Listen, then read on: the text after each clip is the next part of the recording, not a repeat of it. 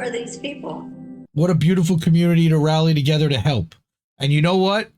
That's what we're going to talk about next. But they're still being fucked over and abandoned by this government. And we're going to talk a lot about this from one guy, from one family's perspective. And that man is Matt Van Swol. I started following this guy about a month ago. Somebody I know in my other world, in my real world, in my professional life, actually shared this story. All right. And I saw it like through my own world. And I'm like, holy shit. My two worlds collide. So I'm going to tell the story of Matt Van Swol and what he does and what he's doing and what he's been through. So he is a former nuclear scientist for the Department of Energy. He's an ex-photographer for Apple and United and Hyatt. And right now he works for Wisecam. Okay. Wisecam, I believe, is actually an Amazon company, but believe it or not. Right. But he lives in Asheville. It starts on September 30th. Now, this guy didn't tweet much. He's not very active on Twitter. But he says, it's with a heavy heart that I have to say that we evacuated from our home. For anyone looking to get out of Asheville, the only route out to Charlotte is 26 to 84 to 85, 74 to 85. Cell service is almost non-existent, so please share with anyone looking to leave. So he has a 5-second video of just how bad it is coming in. Yeah, that's the storm surge coming up to like his level, and they're getting the fuck out, as well they should. All right. Now, we move up to October 24th already, and FEMA has already set the $750. It's already almost a month later, and he says, this is my road home. $750 should cover it, right, FEMA? So, what are we talking about here? Well, show me the money! There's only one problem. He's going to show you what that problem is. Here's the road. Here's where it's supposed to go. Oops. It's a bridge. $750 will fix that, right? Yeah. No, that's a lot of damage. Okay. So I pray for you and your family. There's more than one route in or out, but who knows when this will get rebuilt. It's going to be years. All right. Thoughts and prayers, though. All right. This was, again, a month ago today. Now, he goes through his whole saga of what it takes to get a FEMA check. It's so easy to get a check from FEMA. All you have to do is get denied 3 times, upload a photo of your receipt in a post on Twitter, make it get 5.4 million views, organize a congressional hearing with the director of FEMA, and boom, you've got a check in the mail. Bullshit. Money, please. Not $750, $629. You gritty dirtbag. For the record, I have no idea what I did right the 4th time to get to receive this check. I basically uploaded the same information every time. My advice to people who are still getting denied is just keep trying over and over again. I wish I knew the answer. 32,000 likes, 6,000 retweets, 1,000 comments, and a lot of people see how the system works. Seems easy enough. It's ridiculous. Here's our friend Aaron. Just a thought. After all that, you got $629. Yeah, that's right. I'll bet that $629 is going to rebuild everything you lost. Unbelievable. All right. Next. Now, during this time. Oh, wait, there's more. During this time, he also gets picked up. I believe he goes on Fox News. All right. So now they do this video about. Now, this is a 5-minute video about the real truth about FEMA from people on the ground in Asheville. You wouldn't end up on Fox News if this happened during the next administration, but no, you know, I digress. Exactly. Well, you know what? Fine. Yeah. Because you know what's going to happen the minute Trump comes into office? This isn't going to go away. Now, Fox will stop talking about it, and it'll switch to MSNBC and CNN will start talking about it. And how... Yeah, unless Elon buys it. And how Trump, Alex Jones ain't going to cover that. And how the Trump administration is failing now to deliver on what Biden couldn't do in months before, of course. They're flooding the gay frogs' homes. All right, but here, check this out. A little update since our Fox News interview went viral yesterday. They did ask me about what federal assistance we have seen in the area. I think specifically they were trying to ask about FEMA, but being nice about it.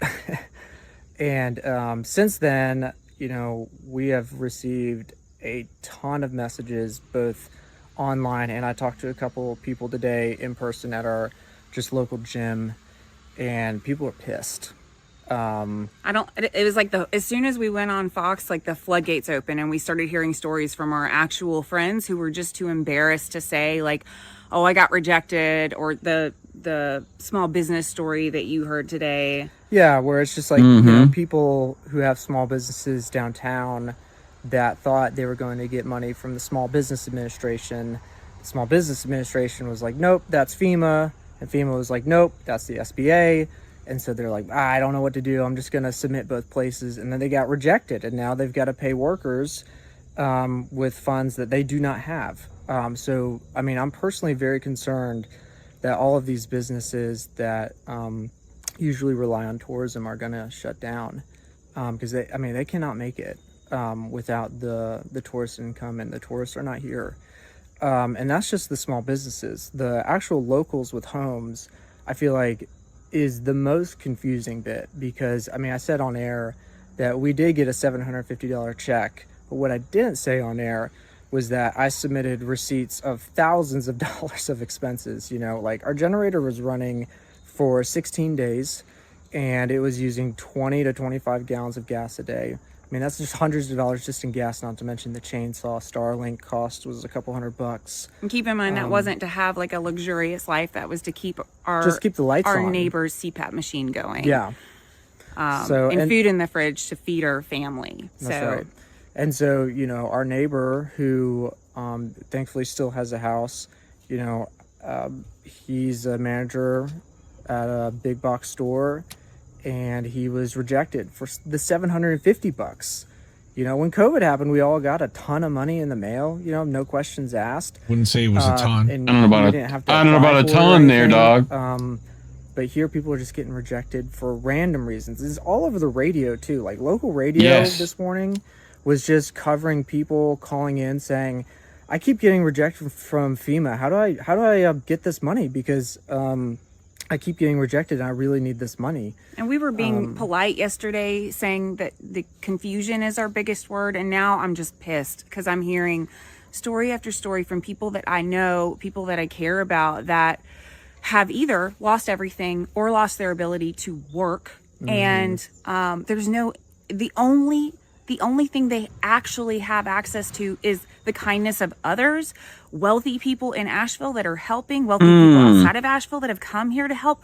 Why are we having to do this just as people? I love that it's bringing out the goodness in people, but why are we paying taxes? Why are we doing all of this, working our butts off and giving it to the government if they aren't coming to help? Right. What, like someone needs to explain why FEMA with a $20 billion budget. Shouldn't you be picking yourself up by your own bootstraps? Like, Byron, the labor and delivery nurse, Samaritan's FEMA with a $20 billion budget is not rebuilding the roads, rebuilding the businesses, rebuilding the houses. Someone needs to explain that to me, because I have... Does it have a $20 billion budget? Are my neighbors. My neighbors came with chainsaws and cut us out of our driveway so that we could get out. Yes, our neighbors have been pulling trees community. off. I have been pulling trees Man, off. there's a for people. I haven't seen whole financial system that any of that. And based off that's crazy. I mean, it is absolutely infuriating. We have friends, like one of our friends, the girl who delivered Byron, the labor and delivery nurse, Samaritan's Purse was who helped her. It wasn't FEMA. It was Samaritan's Purse. It was a gutted nonprofit. Her house, and you know now she's she didn't have flood insurance, because why would she? Because FEMA did not allocate the actual resources to go in and zone places for flooding. They were years behind on that, which is a story that's not being told either. Yeah, they're still doing that in New Orleans, bro. This is just like along the river. This is not just along the river. This is all over the place in Western North Carolina. It's not just Asheville. It's not just the surrounding areas. I'm hearing from people 2 hours away from us that lost everything. So, and that have not gotten any support other than from neighbors or people that fly in from other states just out of the goodness of their heart to come and help. So like, I just heard World Central Kitchen Jose has said Andres. that this is the longest they will have stayed Andres. in any U.S. city ever. Okay. And that makes me suspicious there's no as fuck. infrastructure. It's because there's no clean water. That's crazy. We need more help. Like we are in Weaverville. Weaverville is great. Pretty great. Yeah. Outside of Weaverville, not screwed. Freaking great. Yeah. So come and help. And don't make it just up to people out of the goodness of their heart. If you have an organization dedicated to disaster relief, get your ass here. You got dump trucks? Come. Because boy, oh boy, we really need them. Chainsaws? Anything. Yeah. I guess that's all we wanted to say. All right. But I'm surprised that wasn't the response you got from Fox. Normally they'd tell, Democratic places to bootstrap it up. So, all right. So again, this was October 22nd. This one was the 24th when, November 20th, he got his check. That was just the other day. October 24th. This was after they did the Fox News thing. He saw the road was washed out. All right. Then we've got Grapentine in the chat. Government is good at stopping community work. Then the government leads people to think government is the problem, then blame it on communism. Yeah. That is correct, right. Sir. Andrew here. It sounds fucked up, but it's a good thing that FEMA's showing how much of a failure the federal government is. People who once believed the lies of the government are now seeing what the truth is. Yeah, except there's a lot of people that are just putting their heads in the sand and not paying attention to any of this, especially because if they don't watch Fox News, the media is not covering any of this because they're covering for the Democrats who don't want anyone to hear about this. Even though they just lost, they have nothing to lose now. They still aren't talking about it. They won't. Right? I hope crypto mining is involved. It's not crypto mining, but it is lithium mining and quartz mining. All right? And we talked about that when we talked about Hurricane Helene with the Jets when they were on a few weeks ago. And have a good time with your Bitcoin, your crypto, and everything else that you're playing with. Right. Oh, hey, the oligarchy needs resources, not democracy, silly wabbits. That's right, Natalie. Right. But here, November 4th, he says, Marshall, North Carolina, 1 month later, the world has moved on. The camera crews are gone, but we are still here. Shoveling mud, boiling water, clinging to hope. Please don't forget about us in Western North Carolina. Now, he made this video with History Boutique. Okay, you don't need our permission to share it or use this footage. But if you do, help support one of the businesses in Marshall at helpmarshall.org. So I'm going to drop that link in the chat for everyone to share. And listen, I know people feel a way about the whole climate change dirty word, but clearly we're going to have to start prepping for bigger storms. I don't care what you think's causing it. But maybe we should fucking build some infrastructure and systems in place to help deal with these fucking problems instead of just allowing people to drown. So I don't know if the music were allowed to. Probably not. But look at the destruction that's cleaning out the buildings. Yeah. This is a month later. Destroyed. And there's nobody rebuilding it. They're still cleaning it up. That railroad looks pretty good, though, for being underwater. Yeah. This looks like Marshall Sure. We talked PR about Marshall? we talked about that Marshall? No, not that Marshall. They're in West Virginia.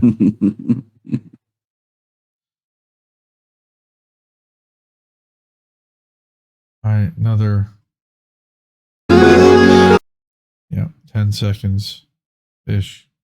Yeah. Just Small town you USA trying to get almost see the cleaned up. pavement. Like right there. That's the main road. That's Main Street, I'm sure. A lot of sediment pulled down. Man. All right. Now it happens. I've been there. 3 weeks ago it was election day. The entire city of Asheville is without clean drinking water. And we won't have it until after Thanksgiving. At least. Yet we are still here, standing in line at the polls. You have no excuse, go vote. Well, you do have an excuse. If that's the road that you took to get to the polls, first of all. But second of all, because voting is a bullshit consent ritual that wasn't going to fundamentally change anything, and you should have spent the day cleaning your house up, you would have been a lot more productive than voting for either side, because it wasn't going to help you. Go to the polls. So I got to disagree with you there, but I love you and respect you, and I'm so sorry. 40 days already without clean water. All right. Let's go red wave. Everyone's, this is before the election. I guess they have ranked choice voting in North Carolina. That's good. That's going to help you. That check mark. Good for you. I don't think that's how ranked choice voting is supposed to work. But, okay. Oh, God. Anyway. Yeah, stop scrolling. Anyway. You're scrolling Twitter. Bad. No, I'm scrolling his replies because, anyway. But that's on what? I saw this yesterday. And this is one of the reasons why I decided to bring the story of what's happening in Western North Carolina in the first place. Breaking. FEMA has confirmed that they are, quote, not allowed to distribute money to survivors if they are receiving money from a GoFundMe page. Oh, Jesus Christ. To be clear, everyone in Western North Carolina that's been affected by Helene has a GoFundMe page right now. This is insane. All right, that was the other night. Friday night I saw this and I went, oh my God, now I got a story. This is insane. Nobody's talking about this. And confirmed. Wait, there was a thing about how it was confirmed. I want to get to that. Maybe it was somebody underneath said, for the record, this was pulled from a QA with FEMA directly. By law, FEMA isn't allowed to distribute money to survivors if they're getting financial assistance from another source, like a GoFundMe page. Because your $750 is definitely worth more than the $50,000 that they raised on GoFundMe. You fucking assholes. If he didn't do that, he'd be fucking... Yeah, whatever. Well, what they would say is, well, what's the $750? Right. You should be giving him, like... $50,000. The amount raised. You'd be matching. Yes. Like... I don't know. Yeah, here we go. Monarch. What happens if FEMA finds out that survivors are receiving money via stock and crypto assets? Like, is FEMA going to be like, hell to gnaw to the hell to the gnaw? Yeah, that's what they're going to do.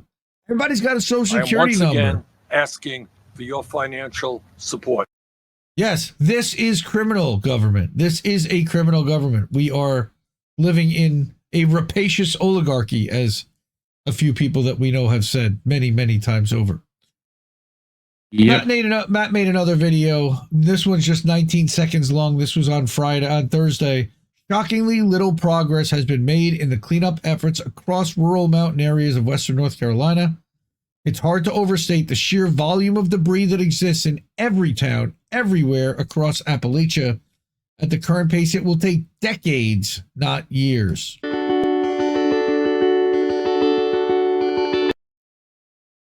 his wife made this, and he again said that everyone is free to use and share this video.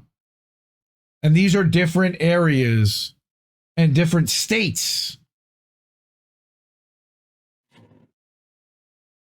God. 19 seconds more. Just devastating. I mean, I've seen worse. I'm sure you have. You've seen the aftermath of like really bad hurricanes. It's like for me, it's like I'm like, yeah, that's a couple of days of cleanup. Some of that's pretty bad. I mean, you look at that container, look how far it's in sediment, right? So that means all that sediment gets washed down and liquidation, so that something super heavy like that gets sunk about, I don't know. I mean, you could forklift that out. I mean, front end loader that. Like, one other part to this, and I got one more tab, and then we're gonna cut out and go get to the videos and things to watch. But this one also got me, and this was put out. When did he put this one out? November 20th. So again, this was like Wednesday. All right. The stories about DHS taking kids away from parents that you've been hearing from people in Western North Carolina are not conspiracy theories. Here's how it works. Your 3-generation family home sits on 52 acres deep in the Appalachian Mountains. It's not much, but it's always been home. Helene hits and trees fall through your living room, kitchen, and heavy rain destroys everything you own. You and your kids set up on a campsite outside the home that your family's been in for generations, believe it's worth staying and rebuilding. You submit your application to FEMA at the local library computer to get that $750 everyone's been talking about. It's been a couple weeks. You're lucky the library's still there. Right? It's been a couple weeks. You've been able to get some serious work done with help of your neighbors and local church members. Things are progressing. One day out of nowhere, FEMA shows up. They do that because you filled out the application that you were displaced from your home, and they're coming to check on you. So FEMA sees that you're in a tent or a makeshift shelter combo using the remnants of your home. They then declare that this living situation is unsafe and that you need to either move to a shelter or submit an application for FEMA housing unit. You obviously submit an application for a temporary home from FEMA. Unfortunately, FEMA is so slow at their job, you've waited 2 weeks to receive any temporary housing unit, and they're still doing the paperwork. Sadly, during this time period, someone from FEMA, during the application process, pinged DHS that there's a family with 2 kids living in an unsafe situation. Then DHS workers are rightly concerned about whatever could be occurring and drive up the mountains to check on the family and are horrified to see a family living in a tent. Hey, there's this place over in the Middle East where lots of families are living in tents, but, whatever. I mean, I'm just saying. They talk to the parents and declare that their kids cannot live like this, that they need to leave at once or be forced to deal with the legal process. So you're saying a U.S. governmental agency is saying that kids shouldn't be living in tents? Okay, I'll write that one down for later. Like, nobody wants to work anymore, right? But we're fucked. That was the one I was looking for. Sure. Then they talk to the parents and declare the kids can't live like this. They need to leave at once or be forced to deal with the legal process. The parents are angry, scared, and confused. They try explaining to the Homeland Security workers that FEMA said they could get a temporary housing structure on their land, and they've just been waiting for it to arrive. The discussions get heated, and the parents who are scared that their children are about to be taken from them get hostile and demand that DHS leave immediately. DHS submits paperwork that the parents were hostile and keeping their kids in an unsafe living condition. That paperwork now lives in the legal system forever and is referred to the authorities. The complexities of what's happening in Western North Carolina cannot be overstated. The story above, though paraphrased from things I've heard, illustrates how a family just wanting to live a quiet life can become embroiled in the legal system, even by people who mean well and want to help. I just tried to click your notifications. That's how trained I am. Nice. I'm like, ooh, notifications. All right. So also Chicago, Andrew saying that California, Texas, New York, they're doing this all over. Yeah. All right. This is why the Second Amendment exists. There are so many DHS agents. I wouldn't shoot at a DHS agent that came on my property and threatened to take my kids either. You think that's going to make them not want to take your kids? All right. Yeah, exactly. Great. Who are these people? Yeah, I don't know, but it's disgraceful. Who are these people? Yeah, who are these people? Who the fuck do these people think they are? Really, really just wow. Talking about stuff like that definitely is why we will never be remonetized. My guess is on YouTube. So if you do appreciate the reporting and journalism like this and stories like this, let us keep the lights on, keep doing this. Please join that wall of fame if you haven't already. All these awesome people already have. Easiest way to do that is Cash App. If you've got that, $ Indie News Network, INDIE. All right, Ko-fi.com, PayPal, Patreon. There's also INNnewsletter.com you see going across the scroll. All right, there you can support that with a monthly